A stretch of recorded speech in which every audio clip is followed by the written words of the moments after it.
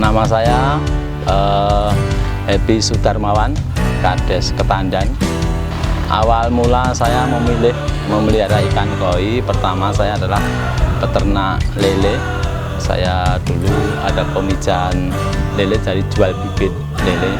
Nah, akhir-akhir saya pantau itu lele itu riskan sekali, banyak yang mati.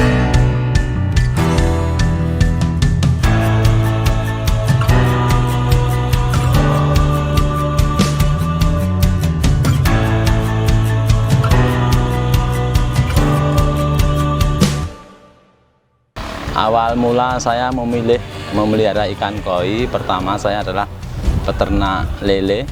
Saya dulu ada pemijahan lele dari jual bibit lele. Nah, akhir-akhir saya pantau itu lele itu riskan sekali. Dari ukur 3 cm sampai 4 cm banyak yang mati karena banyak jamur. Mungkin karena sudah lama usahanya, mungkin banyak virus atau gimana, saya kurang tahu. Terus akhirnya saya ketemu temen, diajak, Pak, mbok coba ngedek ke koi yang mungkin harga 5.000, 3 bulan ke depan bisa 15.000. Nah, awal itulah saya beli koi, saya mau besarkan, ternyata sampai rumah ikan itu malah habis dibeli sama teman-teman, tetangga juga orang penghobi koi. Nah, akhirnya ikan habis, saya beli ditanya sama teman saya yang dari Magelang, Mas Rera Koi, adalah itu ketua peternak koi yang ada di Magelang. Nah, itu kebetulan tenaganya Mas Aris itu bilang, Pak, mbok coba jenengan beli indukan. Nah, indukan seperti apa, Pak? Ya, ini kebetulan ada 2. Habis ngunduh saya ambil. Nah, saya juga pulaan ikan yang mau dijual dan beli indukan juga. Akhirnya sampai rumah saya tangkarkan dengan media enceng gondok dan dibantu alat aerator yang keluar oksigennya itu untuk proses pemijahan. Saya penasaran juga bagaimana prosesnya bisa bertelur, saya pantau semalam. Nah, akhirnya ikan koi itu mengeluarkan telur disendol sama yang jantannya. Begitu jantan nyendol, ikan betinanya mengeluarkan telur dan jantannya mengeluarkan spermanya. Nah, akhirnya itulah proses pemijahan ikan koi. Nah, sampai pagi itu udah keluar seperti busa. Saya kira ini apa, ternyata itu memang spermanya laki-laki, pejantan itu yang tidak membuahi. Akhirnya saya buang, airnya jadi jernih. Nah, kita ambil indukannya, dipisah, kita diamkan selama 2 kali 24 jam. Akhirnya koi itu menetas juga. Nah, saya baru pertama kali lihat koi menetas, kok seperti hewan yang nemplek-nemplek di dinding atau di media atau di enceng gondok. Setelah 4 hari 5 hari larva sudah kelihatan ikan, udah berlari kemana-mana. Umur 5 hari kita kasih kuning telur yang sudah di blender dengan air, kita kasihkan sedikit demi sedikit, tapi sering, pagi, siang, sore juga malam. Yang penting jangan sampai terlalu banyak makan. Nanti kalau terlalu banyak makan dan mungkin kuningan telur itu sudah tidak bisa larut semua, nanti akan jadi jamur dan larvanya nanti akan mati. Alhamdulillah selama ini pemijahan kita berhasil. Dan setelah itu umur 5 hari, kalau kita mau membesarkan di kolam indukan juga bisa, nanti kita boros di pakan, terutamanya di cacing sutranya. Kalau kita langsung tebar umur 5 hari langsung di lahan, kita harus sudah menyiapkan lahan yang steril dari predator seperti ikan petol, katak kecil itu juga, dan yang lain-lain, mungkin kupu-kupu juga mau. Dan maka dari itu kita sterilkan dulu. Kalau sudah kita masukkan di situ, kita tinggal tunggu 10 hari. Ikan itu akan naik berwarna kuning sebesar sekira-kira 1 lidi, seperti lidi itu Mas.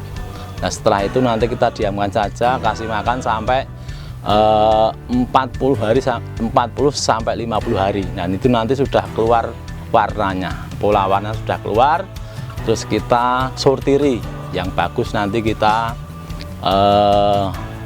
dibesarkan, nanti yang nggak bagus kita jual kiloan juga laku, bisa untuk menggantikan operasional seperti beli bensin, beli rokok, makanan yang untuk anak-anak yang bantu di situ. Untuk luasannya kira-kira 1 hektar Mas, kira-kira ada 13 kolam.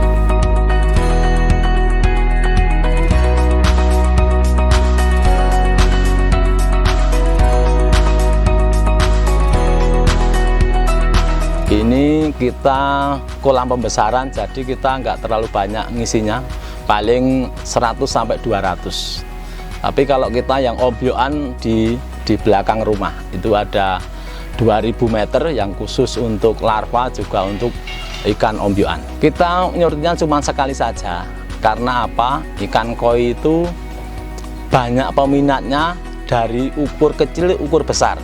Jadi kita panen ukur 5 cm sudah ada yang beli, ukur 10 cm sudah ada yang beli, ukur 20, 25, 30 sampai 50-an sudah ada yang, tergantung kitanya.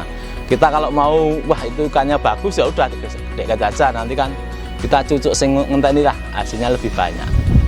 Sistem pemasaran kita punya anak-anak yang membantu saya, ya seperti tadi Mas Aan yang kuliah di UGM, juga anak saya sendiri di UMS, itu sering memosting.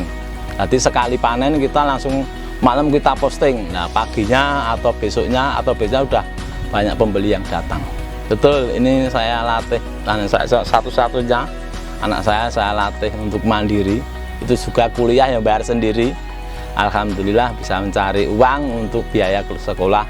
Kalau bapaknya ya gajinya panjenengan sudah tahu, gaji kepala desa cuma segitu untuk sosial, kadang kurang gitu. Kalau penghasilan farm koi itu sebenarnya banyak Mas, tapi ya yang mengelola anak-anak itu. Tapi hasilnya belum semua dinikmati. Untuk pengembangan usaha, misalnya ada indukan bagus kita untuk beli indukan. Nah nanti kalau kita sudah tercukupi semua, baru kita bisa menikmati hasilnya. Ibaratnya ini baru prihatin dulu lah. Modalnya juga banyak. Satu hari cuma 1 ember ini Mas, ini sekitar 3 sampai 4 kilo saja. Oke. Ini karena apa? Di sawah sudah banyak makanan alami seperti udang, seperti plankton, juga rumput-rumput, juga ayola. Itu juga memanage makanan. Sehari cuma 1 ember saja. Karena apa? Kalau ikan koi kita kejar besarnya, nanti warnanya kurang bagus. Kalau perawatan di ikan di sawah itu yang jelas kita ngirit segalanya, dari airnya, dari alat-alatnya, dari pakannya sudah jauh berbeda. Tapi kalau ikan yang di rumah, di kolam terpal atau kolam permanen itu banyak sekali. Seperti chambernya untuk saringan itu ada 3 sampai 4. Terus juga nanti aerator, pompanya juga untuk menjernihkan airnya. Kalau di rumah itu memang koi itu di rumah-rumah itu harus air yang jernih, karena pertama bisa untuk dipandang, dilihat, kelihatan. Beda kalau di sawah nggak kelihatan kalau pas dipakan toh. Kalau di rumah nggak dipakan sudah kelihatan, kleyang-kleyang sudah kelihatan. Jadi lebih ngirit di sawah. Kalau di rumah ya itu kita harus sering kontrol. Masalahnya apa? Kadang kalau di rumah itu pH-nya kadang naik, kadang turun. Nah kalau pas turun itu bisa ngedrop ikan itu. Nah itu kita kasih garam untuk menaikkan pH-nya. Standar pH-nya berapa Pak? Kalau standar pH-nya di sini saya belum mencoba. Tapi ya kita mau bisa mengira-ira saja. Kalau ikan itu ya ngeleyang, itu yang jelas itu pH-nya kurang. Nah kita kasih garam, kita kasih alat bantu seperti aerator. Biasanya kebanyakan kalau di rumah yang mati itu biasanya kena jamur insang. Jamur insang awal mulanya itu kolamnya kecil, Kolamnya kecil, isinya banyak, pada tempatnya banyak, oksigennya kurang. Akhirnya kalau malam hari kan ikannya ke atas semua, megap-gap. Lah itu akhirnya insang kerjanya terlalu maksimal. Akhirnya insangnya lemah, gampang kemasukan jamur. Tidak lama kemudian ikan pasti akan mati.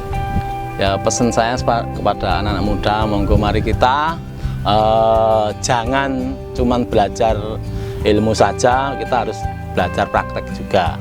Seperti ikan koi ini sebenarnya mudah sekali kalau kita mau belajar. Tidak hanya ikan koi, mungkin ikan lainnya, ikan cupang, ikan gurame, itu sebenarnya gampang sekali. Yang penting kita mau saja. Intinya kita mau berusaha. Semua itu bisa karena pekerjaan yang bisa dilihat. Oh enggak, ya enggak bisa dilihat aja bisa, apalagi yang kelihatan kan seperti itu. Monggo untuk anak muda, kita di masa pandemi ini kita banyak berpikir positif, seperti menciptakan pekerjaan sendiri, ya, seperti memelihara ikan, apa yang lainnya, mungkin burung atau yang penting kita bisa menciptakan lapangan pekerjaan.